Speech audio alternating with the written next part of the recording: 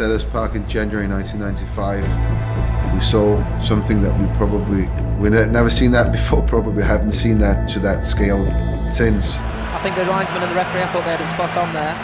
Oh my. Oh, and Cantona has got involved with a fan in the front row. One wild kick turned a footballer into possibly the most famous man in Britain.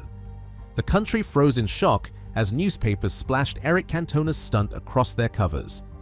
In a split second at Selhurst Park on the 25th of January, 1995, Manchester United's flamboyant French talisman became more than a player. He became a myth of madness and genius. The man behind the myth. Eric Cantona was never just another striker. Born in Marseille in 1966, he was a prodigious talent with an infamous temper. He first burst onto the scene at Auxerre as a teenager and later shone at Marseille, but controversial behavior earned him the label Le Bras. In 1988, he publicly criticized France's coach and was banned from the national team.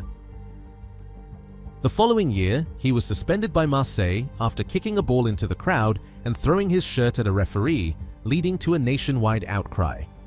Loan spells followed at Bordeaux, Montpellier, where he won the 1990 French Cup, and Nîmes. But in 1991, Cantona effectively walked away from French football. Desperate for a fresh start, he crossed the Channel.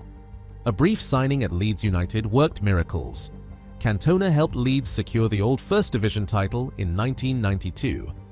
His dynamic, audacious style caught the eye of Manchester United boss Alex Ferguson, who snapped him up later that year. At Old Trafford, Cantona's legend grew. He was a creative genius, quick feet, instinctive passing, an eye for goal combined with a streak of arrogance that made him irresistible to fans. Under Ferguson's unusual tolerance, he flourished. In the 1992-93 season, he helped United win their first league title in 26 years, becoming the first player ever to win consecutive English championships with different clubs. Over 5 years, he scored 82 goals and lifted 4 league titles, including 2 league and cup doubles. He literally changed the game at United. Controversy still shadowed him. He quarreled with referees and opponents, and his whimsical interviews made him seem part artist, part rebel. Teammates knew he was mercurial. As Gary Neville later put it, Eric had a unique personality and didn't give a stuff what anyone else thought of him. Put simply, nobody was quite like Cantona. By January 1995, he was not just Manchester United's top scorer and talisman, but also their most unpredictable figure. The season and the setting. The 1994-95 Premier League was a rollercoaster title race. Manchester United were defending champions, but Blackburn Rovers, with Alan Shearer and manager Kenny Dalglish, had built a slim lead by January.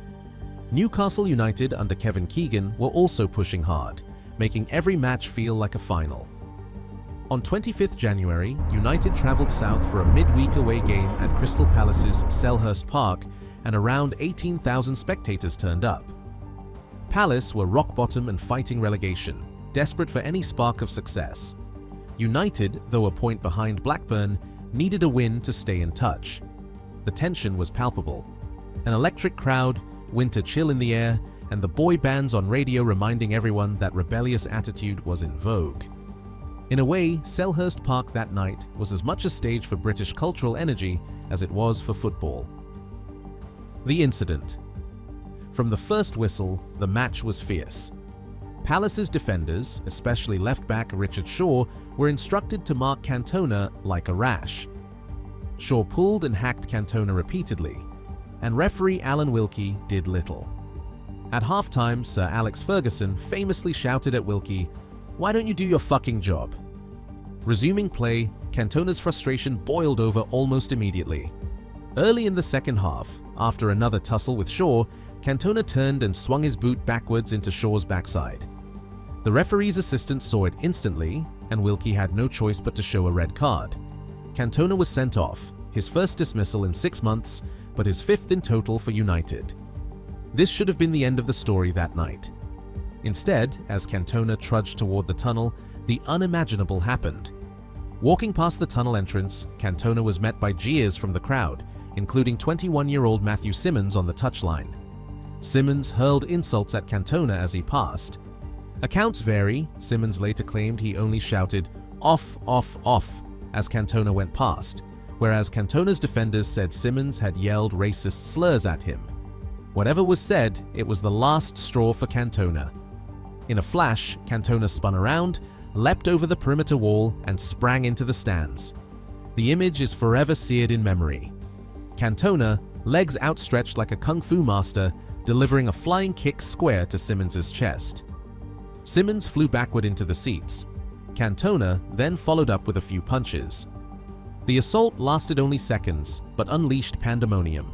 In the aftermath, players from both teams flooded the stand edges. Paul Ince of United even pushed up a step onto the boards, squad and stewards rushing to pull Cantona away and calm the scene.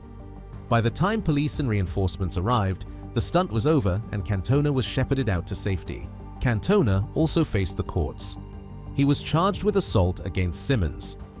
In February 1995, he pleaded guilty to a reduced charge of common assault.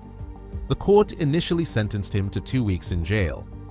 However, on appeal, a judge quashed the prison term, ruling that imprisonment wasn't appropriate for a famous sportsman who should not be unduly punished for a single moment. Instead, Cantona was ordered to complete 120 hours of community service. Notably, he agreed to do his community service by coaching local youth at United's training ground in Salford rather than cleaning streets. When asked why he did it, Cantona draped a philosophic cloak over the incident, reciting his now famous couplet. "When the seagulls follow the trawler, it is because they think sardines will be thrown into the sea." After a pause, he simply told reporters, "Thank you very much. The fan, the media, and public response." Matthew Simmons, the 21-year-old who drew Cantona's kick, became an unwilling celebrity. He was fined £500 and given a 1-year ban from attending Premier League grounds. In a bizarre twist, during Cantona's court case, Simmons rushed the prosecutor on the stand and had to be restrained, later serving a short jail sentence for contempt of court.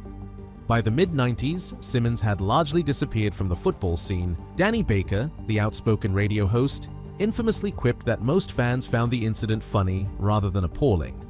Likewise, fanzines and cartoons turned Cantona into a cult figure overnight. Some supporters even fashioned t-shirts and chants, "Ooh, Eric Cantona, he kicked the sod off ya," celebrating the kick in their own rough manner. Officialdom, however, was appalled. Many tabloids screamed for severe punishment. Home Secretary Michael Howard reportedly received letters calling it football at its worst and demanding draconian action. Even the phrase deportation was mentioned by a few pundits, though no one seriously pursued it. Legacy and redemption. Sir Alex Ferguson's handling of the aftermath was crucial to Cantona's legacy. Instead of cutting him loose, Ferguson stood by his man. Cantona spent the suspension quietly training alone and doing charity work. When he returned to action in October 1995, he was greeted by frenzied fans at Old Trafford. United went on to win the 1995-96 League and FA Cup double with Cantona in inspirational form. His cheeky winners and creative play proved that, once silenced, he was back with a roar. He helped United to one more title in 1996-97, then shockingly retired at age 30. Cantona's off-field career flourished. He became a beloved figure in France and abroad, often cast as the intellectual rebel of football. In 2001, Manchester United fans voted him the club's Player of the Century, a testament to how much his legend had grown. The club even unveiled a bronze statue of Cantona outside Old Trafford in 2011, cementing his iconic status. Meanwhile, he pursued acting and art. He appeared in films like Elizabeth and Ken Loach's Looking for Eric and held photo exhibitions, always maintaining that philosophical aura. Decades on, the Kung Fu kick itself has become almost mythic. Cantona later said, "The moment gave fans a great feeling." And indeed, long after the thrill of the match has faded, supporters still talk about that night as if it belongs to them.